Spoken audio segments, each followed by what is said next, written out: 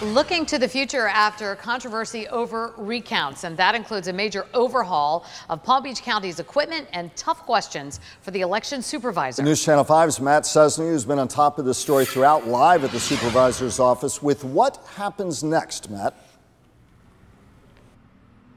Good question, Michael. Kelly. In fact, it has not been an easy couple weeks for Supervisor of Elections Susan Booker. In fact, she says this last election, with its razor-close results and criticism of her office, is now the new normal in Florida politics.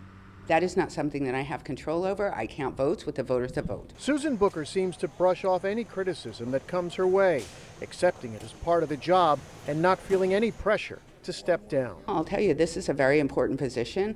I knew coming in that it would be very stressful. This is where our democracy happens. This is where we count people's votes. This is where their voices are heard. So I will dedicate myself with every effort that I have. The experience of the recounts last week has left many wondering if Palm Beach County will be ready for the presidential election in 2 years.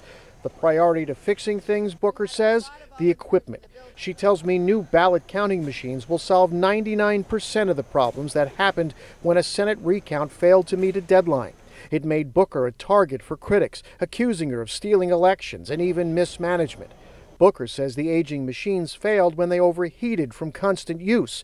Yet a New York Times report this past weekend suggested it was misuse by operators that led to the failure. We don't put paper clips on our ballots, and there were no paper clips going into the machine. The machine's overheated. I think you documented it well. You were here. And we had to open the machine. We had to let the operators take a break, and the machines needed to cool off.